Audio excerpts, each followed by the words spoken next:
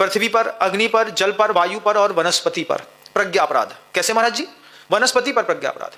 Genetical modified foods बना दिए, सड़ते नहीं है, वक्त से पहले बहुत बड़े हो जाते हैं, छोटे से पेड़ में बड़े बड़े फल लग जाते हैं, फिर बाद में पता चलता है कि इन्हीं फलों को खा करके कैंसरस पेशेंट बन जाता है आदमी। ये प्रज्ञा अपराध। हाइब्रिड जितना भी पैदा किया, बीटी कॉटन पैदा किया, बीटी कॉटन पैदा करने पर जहां भी कॉटन लगाया पूरी की पूरी जमीन बंजर हो गई। इसी तरीके से बीटी बैगन पैदा किया, इसी तरीके से जेनेटिकल मॉडिफाइड्स और भी बहुत सारे फ्रूट्स पैदा किए। अभी आप आश्चर्य मानेंगे, जितने भी अपने शॉपिंग मॉल्स में सब्जियां बिकती हैं उसमें एक टमाटर बिकता होगा, आपने देखा होगा, एक शेप का बिल्कुल एक जैसा लाल होता है। जब आप उसको पन्नी में लेकर निकलेंगे तो कुत्ते उसके पीछे झपटते हैं, कुत्ते टमाटर के पीछे झपट रहे हैं।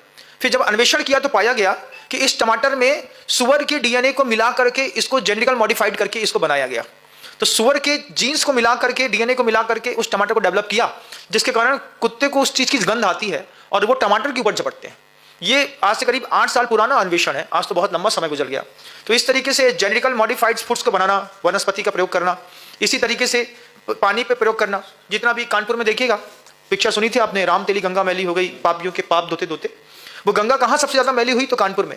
जितना इंडस्ट्रियल वेस्ट है वो सारा का सारा वेस्टेज जो होता है वो आदमी पानी में छोड़ देता है। अब पानी में रहने वाली जो मछलियां होती हैं, थोड़ा सा खोल दीजिए ना उसको, पानी में रहने वाली जो मछलियां होती हैं वो इंडस्ट्रियल के वेस्ट को खा करके धीरे धीरे अपने में रेजिस्टेंस पावर पैदा कर लेती हैं, लेकिन उन मछलियों को जो भक्षण करते हैं वे बड़ी बड़ी बीमारी से ग्रसित हो जाते हैं। तो ये प्रज्ञा अपराध है जल के प्रति, प्रज्ञा अपराध है अग्नि के प्रति। अग्नि को ऐसा सीमित और संयमित कर दिया है, तरह तरह के प्रयोग देख रहे हैं आप, एलईडी बल्ब निकल आया।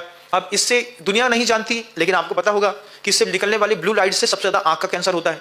जब से दुनिया में एलईडी आई तब से सबसे ज्यादा कारोबार बढ़ा है तो चश्मे का, सबसे ज्यादा आंखों में जलन होती है, आंखों के अस्पताल ज्यादा खुल रहे हैं। तो ये कुछ ऐसी चीजें जो विकास के दौर को बहुत अच्छा परिलक्षित करती हैं, लेकिन उसके पीछे विनाश की भयावह स्थितियां पैदा करती हैं। ये सारी की सारी चीजें पृथ्वी, जल, अग्नि, वायु और वनस्पति के साथ प्रज्ञा अपराध होता है। गुरु जी कहते थे 5 स्थावरों पर मनुष्य ने सबसे ज्यादा प्रज्ञा अपराध किया। इसके बाद प्रज्ञा अपराध स्वयं के ऊपर भी होता है।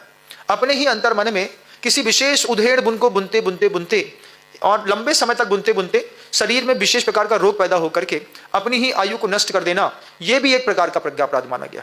तो ये आगम ग्रंथों में ज्ञान का दुरुपयोग कहो या प्रज्ञा का अपराध कहो, ये दोनों शब्दों ने पूरी दुनिया बर्बाद कर ली।